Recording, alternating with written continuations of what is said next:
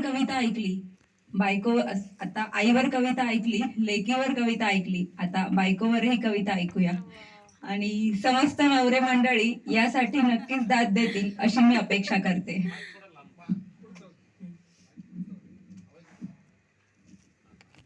बायको.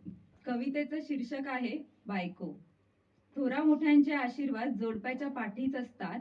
थोरा मोठ्यांचे आशीर्वाद जोडप्याच्या पाठीच असतात. संसारातील जोडीदार या ऋणानुबंधाच्या गाठीच असतात. संसारातील जोडीदार या ऋणानुबंधाच्या गाठीच असतात. आजी आजोबा घ्या, आजी आजोबा घ्या, नाहीतर घ्या आई बाबा. आजी आजोबा घ्या, नाहीतर आई बाबा. बायको नकळत घेत जाते घराचा तो ताबा. बायको नकळत घेत जाते घराचा तो ताबा. अधून मधून का होईना तिला माहेरची आठवण येते. अधून मधून का होईना तिला माहेरची आठवण येते. स्वयंपाक, मुलांचा अभ्यास यात मात्र पुन्हा ती मग्न होते.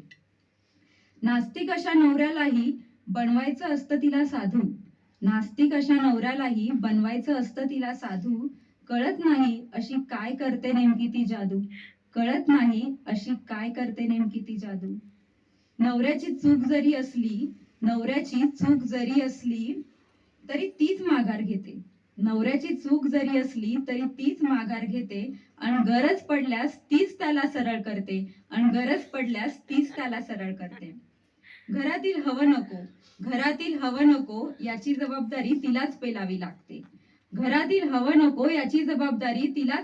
लागते. बायको कंजूस जरी नसली तरी काटकसरी मात्र जरूर असते.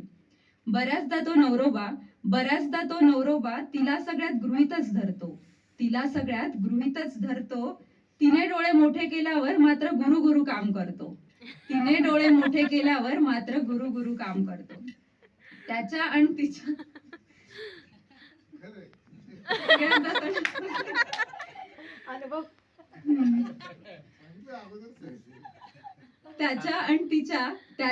तिच्या सर्व नातेवाईकांना ती धरून चालते. कुटुंबाची सारी जबाबदारी ती अगदी व्यवस्थित पेलते. अहो घर खूप खाली वाटतं जर बायको घरात नसली. नेहमी तोफेच्या तोंडेशी तीच जाते जरी कितीही हळवी असली.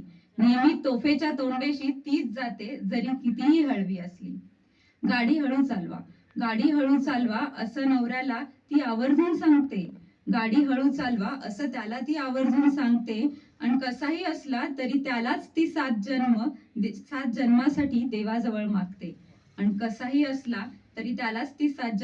देवाजवळ मागते. अहो बायकोमुळे नवऱ्याचे तर सारेच